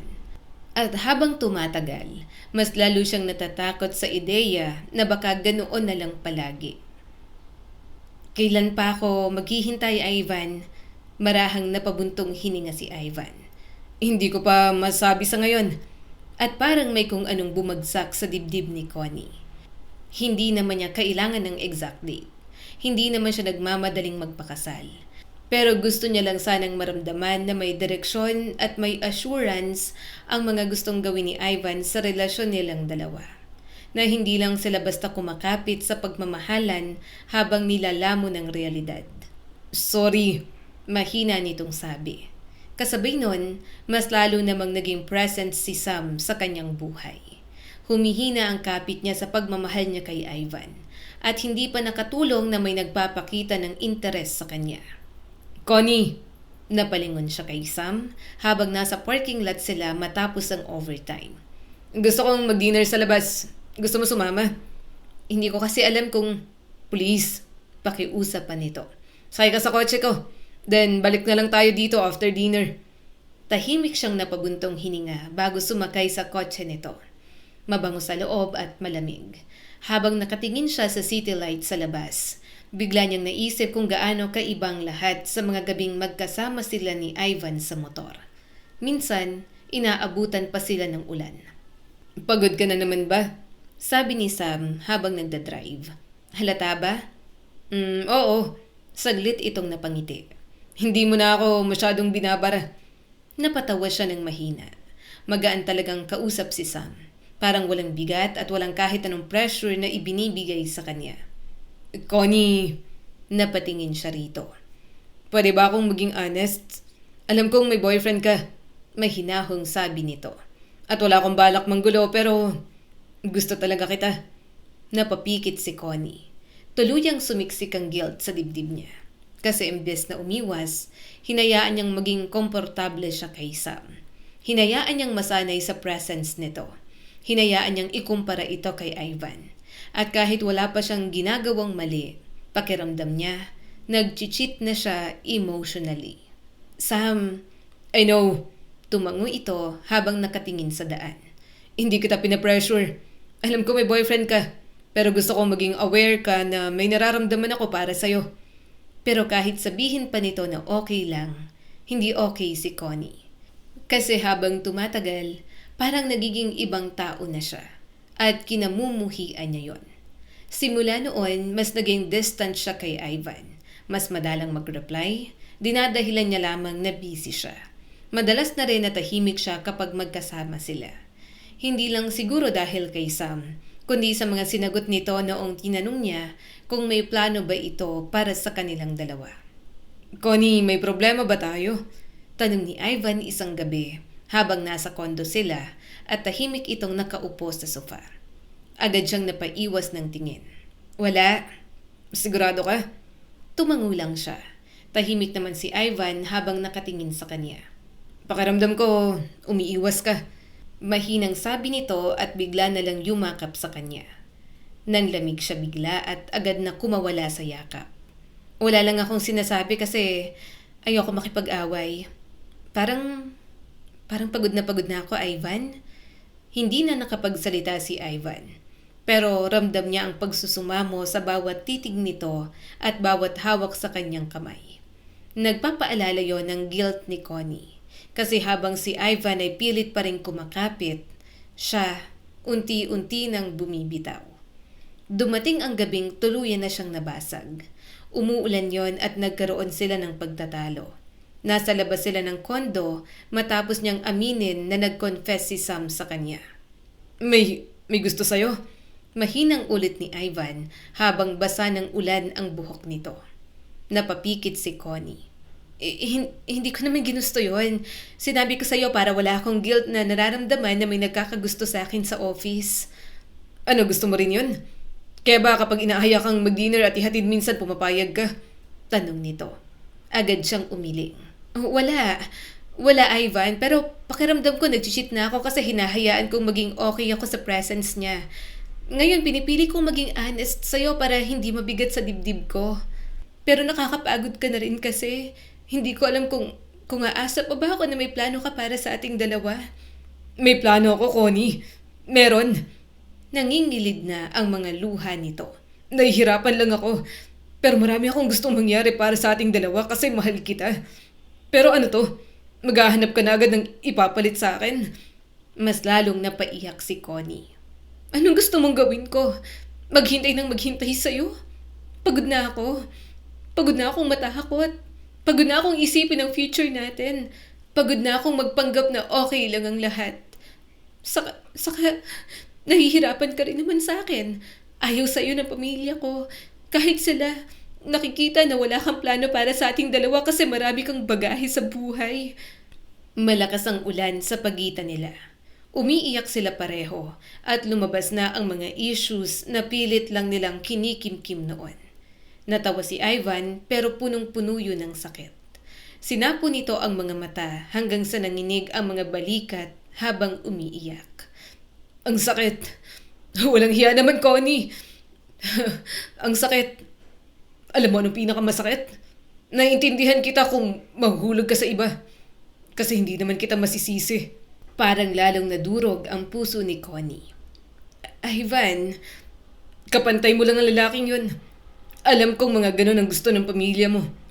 Anong laban ko sa lalaki nagkakagusto sa'yo ngayon? Tanong nito habang nakatingin sa basang kalsada. Ikaw paakit ng paakit sa buhay mo. Tapos ako nandito pa rin. Ito ang realidad nating dalawa. Mahal kita pero hindi ako bagay sa mundo mo. Naiinis ako. Nagagalit ako. Sana pala nung nagpapansin ka sa akin, nung ginulong ang buhay ko, tiniis na lang kita. Hindi na lang sana kita pinatulan. Sana hindi ko na lang hinayaan ang sarili ko na matapakan ng pride ko kapag ikaw ang gumagastos sa mga date natin nun. Para hindi ganito. Para hindi ganitong sobrang mahal na mahal kita. Para hindi ganitong sobrang sakit na wala ka sa akin. Nanginig ang mga labi ni Connie. Sunod-sunod na tumulo ang kanyang mga luha. Pakiramdam niya, kasalanan niya ang lahat. Kung hindi niya ito hinarot, hindi naman magiging sila. Kasalanan niyang sumingit siya sa buhay nito, tapos ngayon siya ang unang susuko. Galit ako, mahinang sabi ni Ivan. Galit ako kasi hindi ko maibigay sa iyo ang buhay na deserve mo. Galit ako kasi hindi ako ang boyfriend na kaya mong ipagmalaki. At masakit kasi kahit anong sipag ko parang hindi pa rin sapat. Napaiyak siya lalo. Pareho na silang pagod. Simula ng gabing yon, nang tumalikod na si Ivan, alam niyang doon na natapos ang lahat sa kanila. Naging maayos ang lahat pagkatapos nilang maghiwalay ni Ivan. O yun lang ang paulit-ulit na sinasabi ni Connie sa sarili niya. At nang maging opisyal sila ni Sam, ilang buwan matapos ang breakup nila ni Ivan, naniwala talaga siyang baka yun na ang tamang direksyon ng kanyang buhay. Connie, let's go! Saad ni Sam. Napangiti siya habang bumababa mula sa sasakyan ni Sam. Nasa isang mamahaling restaurant sila sa BGC. Yung tipong lugar na hindi kaya ni Ivan na pagdalhan sa kanya. Hindi ba sobra naman to? Natatawa niyang sabi habang tinitingnan ang paligid. Hindi mo ako makakasama sa birthday celebration mo. Kaya maagang celebration na. Simpleng sagot ni Sam habang inaabot ang kamay niya. Deserve mo naman. Dati si Ivan, bibili lang ng milk tea at street food para mapasaya siya. Samantalang si Sam, reservation agad sa fine dining. At kahit anong deny niya, aminado siyang nakakagaan yon sa pakiramdam. Gustong-gusto rin si Sam ng pamilya niya. Sobrang dali nitong tanggapin sa bahay nila. Yung mama niya na dating maraming tanong kay Ivan, halos hindi mawala ang ngiti kapag si Sam ang kasama nila. Ang bait talaga ni Sam, sabi minsan ng tita niya habang nasa family dinner sila. At ang talino kausap, ngumiti lang si Connie habang umiinom ng wine. Samantalang si Sam naman, kalmado lang na nakikipag-usap sa papa niya tungkol sa business at investments nito. At habang pinagmamasdan niya yon, hindi niya maiwasang mapaisip. Ganito talaga ang gusto nilang lalaki para sa akin. Successful, educated, presentable. Yung lalaking hindi nila ikakahiya ipakilala sa kahit na sino. At least, bulong ng ate niyang si Clarice habang magkatabi silang nakaupo. Hindi na stressed si mama at papa sa love life mo. Nung si Ivan ang boyfriend mo, palagi silang nag-iisip. Napainom na lang ulit siya ng wine. Para sa pamilya niya, problema sa kanya si Ivan. Pero nung mga panahong sila, hindi alam ng mga ito na alagang-alaga siya nito at totoo ang nararamdaman nila para sa isa't isa. Dinala siya ni Sam sa iba't ibang lugar. Weekend trips, beach resorts at business events. Lahat ng trips ay ito ang sumasagot. Kailanman ay hindi siya naglabas ng pera. Connie, Lumapit agad sa kanya yung isa sa mga kaibigan ni Sam habang nasa yacht party sila. "You're so pretty. Paano nabilog ni Sam ang ulo mo?" Napatawa siya ng pilit. "Hindi ko rin alam." Sa umpisa, akala niya'y sapat na yung comfort at security para tuluyan ng mawala lahat ng sakit. Pero habang tumatagal, may kung anong kulang. Hindi lang agad maipaliwanag. Minsan, kapag pagod siya galing trabaho, gusto niyang mayayakap lang sa kanya ng tahimik. Pero si Sam, mabait naman. Maalaga rin. Kaso, magkaiba magmahal sina Sam at Ivan. Connie! Napatingin siya kay Sam habang nasa condo nito sila isang gabi matapos ang sobrang habang araw sa office. Pareho silang pagod dahil sa back-to-back meetings. "Dito ka na matulog," sabi nito habang inaalis ang necktie. "Mas malapit naman sa office." Tumango siya. Wala namang problema ron. Sanay na rin siyang nasa condo nito minsan. "Gutom na ako," sabi ni Sam habang binubuksan ang ref. "Magluto ka na." "Order na lang tayo. Hindi ako marunong magluto. Hindi masarap." Natawa naman ito. "Bakit? Nako, dapat mag-practice ka na. Ang pangit pa naman sa babae na hindi marunong magluto. Paano kapag mag-asawa na tayo at ikaw lang ang nasa bahay? Gusto kong umuwi ng may pagkain sa bahay." Dapat matuwa siya. Dapat kiligin siya. Pero hindi kasi yun ang buhay na may asawa na gusto niya. Hindi siya nag-aral magluto dahil marami silang kasambahay noon. Marunong naman siya pero hindi masarap at mga tipikal lamang na ulam ang alam niya. Nung namumuhay siyang mag-isa, palaging nakasalo si Ivan sa kanya. Nagluluto ng mga pagkain na pwedeng i-stock sa ref at iinitin niya na lamang. Bigla niyang naalala si Ivan. Kapag nasa paligid ito, kailanman ay hindi nito hahayaan na kumilo siya. Baby na baby at prinsesang prinsesa ang turing nito sa kanya. Yung mga gabing halos hindi na ito makadilat sa sobrang pagod, pero ito pa rin yung magluluto para sa kanya. Yung kahit galing delivery at amoy araw, dediretso pa rin sa kondo niya para asikasuhin siya. Biglang may kumirot sa dibdib ni Connie. "Hey!" Napakurap siya nang tawagin siya ni Sam. "Nalutang ka na." Mabilis siyang ngumiti. "Pagod lang. Sorry, order na lang tayo. Pagod din ako at hindi ko kayang magluto." Habang tumatagal ang relasyon nila ni Sam, mas lalo ring lumilinaw kay Connie ang mga bagay na dati ay pilit niyang hindi pinapansin. Hindi naman masamang boyfriend si Sam. Sa totoo lang, halos wala siyang maireklamo rito kung praktikal na usapan lang. Responsable, successful, mabait at may provider mindset. Yung klase ng lalaking gustong-gusto ng pamilya niya para sa kanya. Kapag may kailangan siya, agad nitong naaayos. Kayang-kaya nitong ibigay ang mga gusto niya. Kapag may problema siya sa trabaho, may suggestions agad ito kung paano susolusyonan. Pero habang tumatagal, parang may mga bagay pa rin siyang hinahanap-hanap. "Connie!" Tawag ni Sam habang palabas sila ng restaurant matapos ang dinner date. "Anong problema? Kanina ka pang tahimik." Napabuntong hininga siya habang naglalakad sa parking lot. "Pagod lang, stress lang sa work." Napailing ito ng bahagya. "Ayokong napapagod ka ng ganyan. Kapag naging mag-asawa na tayo, gusto ko na nasa bahay ka lang." Napakagat siya sa labi habang sumasakay. "What do you mean by that? Gusto mong maging housewife lang ako?" Tumawa si Sam. "Bakit? Ano ba dapat? Kapag nag-asawa ka na, mananatili ka sa bahay. Mag-aasikaso ng bahay at mga anak. Ako ang magtatrabaho." "Pero career woman din ako. Nag-e-excel ako sa mga ginagawa ko. I don't think na kaya kong isuko yon para maging full-time housewife." Muling natawa si Sam na para bang sobrang pangit ng kanyang ideya. "So, sino ang nasa bahay?" "Ako, house husband. Hindi mangyayari yan. Babae dapat ang mag-adjust." Hindi na siya nagsalita pa. Pakiramdam niya, kaunting salita pa niya'y matatapakan ng ego ni Sam.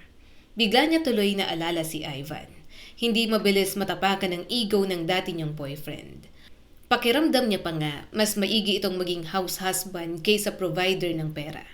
Sa sobrang alaga at sinop sa bahay, gumagaan ang pakiramdam niya kapag umuuwi siya sa kondo. Dahil sa mga ganong klaseng pag-uusap nila ni Sam, medyo nata-turn off talaga siya. Sobrang bossy nito sa kanilang relasyon. Mas lalo yung naging obvious habang tumatagal ang relasyon nila. Isang gabi, tuluyan silang nag-away ni Sam. Hindi naman malaking bagay, pero yun yata ang pinakamalala. Kasi sobrang liit lang ng dahilan, pero sobrang bigat ng pakiramdam niya. Connie, sinabi ko naman sa'yo, itapon mo tong mga basura. Hindi ka man lang naglinis dito sa kondo ko. Naiinis na tumingin si Connie. Ano? Bisita mo ako sa kondo mo, then gusto mong ako maglinis? Napailing si Sam. Hindi ka sanay sa gawaing bahay. Hindi ka marunong magluto. Hinahayaan kita rito sa kondo ko para matuto ka. You need to practice kasi napag-uusapan natin ang about sa kasal. Pinilit niya na lang kumalma. Simpleng away lang yon, parang ang petty naman kung palalakihin niya pa. Lumipas ang 1 taon. Dumating ang araw na nag-propose sa kanya si Sam. At alam ni Connie na halos lahat ng tao sa paligid niya ay naghihintay lang sa sandaling yon. Napatingin siya kay Sam habang nasa family dinner sila sa malaking garden restaurant na paborito ng mama niya. Kompleto halos lahat ng pamilya niya. At dahil birthday ng kanyang papa, akala niya ay simpleng gathering lang. Hindi niya alam na may iba palang plano si Sam. Natawa ng mahina si Sam bago dahan-dahang lumuhod sa harap niya. Agad nagsigawan ng pamilya niya. Connie, sabi nito habang hawak ang maliit na velvet box. Ikaw ang naging kapayapaan ko sa nakalipas na taon. Tahimik lang siyang nakatitig dito. At habang nagpapatuloy si Sam magsalita tungkol sa future nila at sa buhay na gusto nitong ibigay sa kanya, parang wala siyang maramdaman. Mahal kita, sabi ni Sam habang nakatingin ng diretso sa kanya. And I want to spend the rest of my life with you. Binuksan nito ang kahon. Yung mama niya halos naiiyak na. Nagve-video naman ang mga pinsan niya ng moment na yon. Pero sa halip na saya ang maramdaman niya, para siyang naiipit. Parang wala siyang kahit anong pagpipilian. Pero paano siya tatanggi? Connie, mahinang tawag ni Sam. Say yes na, sigaw ng pinsan niya. Napapikit siya bago marahang tumango. Yes. Biglang nagpalakpakan ang buo niyang pamilya. May sumigaw pa at may mga umiiyak. Agad siyang niyakap ni Sam habang nangingiti ito ng malaki. Pero si Connie, nakayakap siya rito pero pakiramdam niya may kung anong mabigat na tuluyang sumara sa paligid niya. Fiancé? Napangiwi siya habang paulit-ulit sinasabi ni Trisha yon sa office pantry. Pwede bang manahimik ka? Hindi. Natatawa itong yumakap sa kanya. Engaged ka na. Congratulations! Oh, kumusta ka naman? Okay lang. Napabuntong hininga siya. Pero hindi ko alam kung para saan tong nararamdaman kong kakaiba. Mahal ko naman si Sam. Mabait siya at stable sa buhay. Maayos ang future ko sa kanya. Subalit hindi ko maintindihan. Bakit parang hindi ako masaya? Habang tumatagal, mas lalo siyang nasasakal. Inasikaso nila ang wedding preparations, meetings, venue visits at guests list nila. Parang lahat ng tao excited para sa kanila maliban sa kanya. At habang mas lumalapit ang araw ng kasal, mas lalo siyang kinakabahan. Connie, naisip ko after ng kasal, maybe you should stop working muna. Saad ni Sam sa kanya. Natigilan si Connie. Hindi naman kailangan parehong stress tayo palagi. Tumango ito habang kalmadong nagsasalita. Kaya ko naman suportahan ang pamilya natin. Gusto ko maging housewife ka at least makakapag-focus tayo sa magiging family natin. Parang biglang may malamig na tubig na ibinuhos sa kanya. Sam, hindi ako marunong maging housewife. Ayokong tumigil sa pagtatrabaho. Ang daming magagandang bagay na nangyayari sa career ko. Subalit seryoso din si Sam. But you should think practically. Mas maganda kung magiging housewife ka. Hindi naman habang buhay na magiging career woman ka. Magiging asawa at magiging ina ka ng mga anak natin. Dapat mag-focus ka sa kanila kasi ganoon naman talaga kapag may asawa ka na. Kapag babae, sa amin na lang iikot ang buhay mo at wala ng iba. Hindi pwedeng parehong sobrang career focused nating dalawa. Biglang may kung anong discomfort na gumapang sa kanyang dibdib. Kasi hindi yon ang future na gusto ni Connie. Hindi siya lumaban ng ganoon kahirap sa mga pangarap niya para lang ibilanggo ang sarili sa bahay. Mas dumalas ang maliliit nilang arguments pagkatapos nun. Simpleng bagay lang pero hindi sila magkaintindihan. Habang tumatagal, mas lalo niyang nararamdaman na parang hindi siya makahinga. Samantalang kay Ivan noon, wala naman silang pera. Wala silang kasiguraduhan sa future na mayroon sila. Pero hindi niya naramdamang kinokontrol siya nito. Hindi niya naramdamang kailangan niyang baguhin ang sarili niya para mag-fit sa gusto nito. Dumating ang araw ng fitting para sa wedding gown at tuxedo. At pakiramdam ni Connie, susuka siya buong araw. Nasa eleganteng bridal studio sila habang inaayos ng staff ang kanyang gown. Maganda naman, sobrang ganda nga. Pero habang nakatingin siya sa sarili niya sa salamin, wala siyang maramdamang excitement. Pwede bang wag muna? Hindi niya napigilang sabi. Napakunot ang noo ni Sam. Wag munang alin. Ang lahat ng to, Sam. Pakiramdam ko parang masyadong mabilis. Napalunok siya. Mabilis? Napatawa ng bahagya si Sam. 1 year na tayo together. Pero parang hindi mo naman lang tinatanong kung anong gusto ko. You're so bossy. Lagi na lang may plano ka para sa atin. Na magiging housewife ako. Na ganito ang magiging buhay natin. Na kailangan ganito ang gawin ko. Connie, sinusubukan kong bumuo ng magandang kinabukasan para sa atin. Katwiran ni Sam. Pero bakit pakiramdam ko nawawala ako sa future na yon? Kasi minsan parang gusto mo akong gawing version ng babaeng bagay sa buhay mo. Hindi ako ganun. Hindi ako ang klase ng babaeng pwede mong ikahon. Kaya kong maging asawa at maging ina ng mga anak natin. Pero hindi ibig sabihin na sa'yo lang iikot ang buhay ko. Ang unfair naman nun. Hindi ko naman hinihinging magbago ka, sabi ni Sam habang pilit na kumakalma. Pero ako kailangan mag-adjust palagi. Connie, no. Napailing siya habang naiiyak. Hindi ko na kaya to. Wala akong maramdaman sa lahat ng to kundi bigat. Hindi ako masaya. Ayoko nang ituloy ang kasal. I'm sorry, Sam. Pagkatapos niyang sabihin yon, umalis na siya sa bridal studio. Halos hindi makita ni Connie ang daan habang nagmamaneho siya pauwi. Namumugto ang mata niya sa kakaiyak.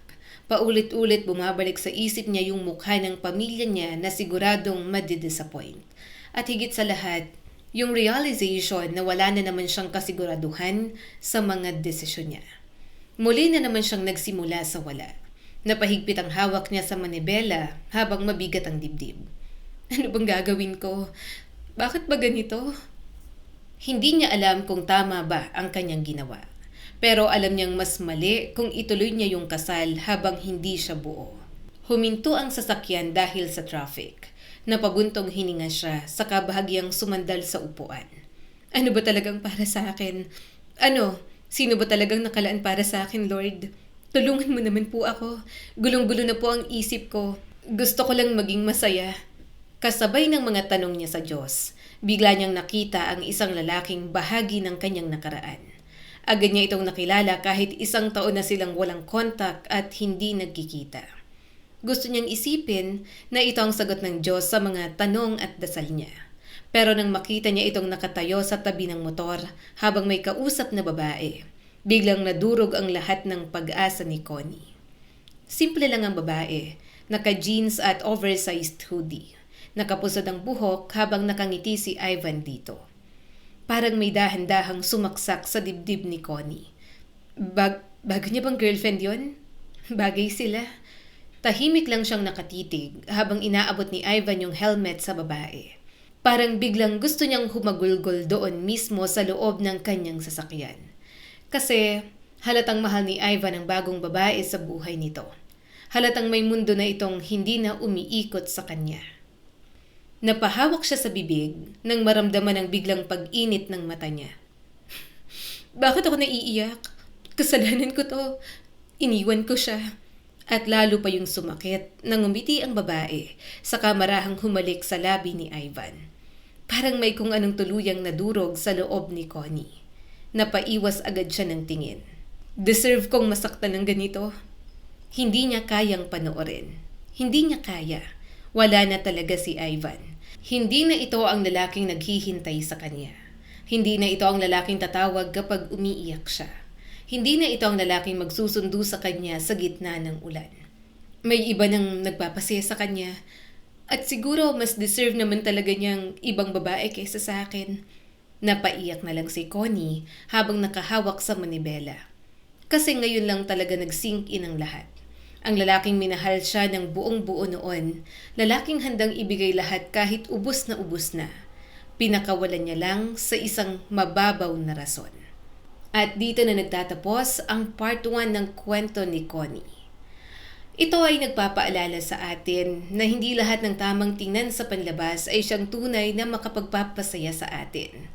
Minsan, masyado tayong nagpapadala sa pressure ng ibang tao at nakakalimutan nating pahalagahan ang taong totoong nagmamahal at nag-aalaga sa atin. Ipinapakita rin ang kwentong ito na may mga desisyon na pwedeng pagsisihan kapag ating pinairal ang takot at pride kaysa sa tunay na nararamdaman ng ating mga puso. Kaya habang may pagkakataon pa, matuto tayong pahalagahan ang mga taong tapat na nananatili sa ating mga tabi. Kung nagustuhan niyo ang kwentong ito, abangan po ang part 2 bukas. Muli, ako po si Skylar Guro at sana may bago na naman kayong natutunan sa kwento natin ngayon. Maraming salamat po.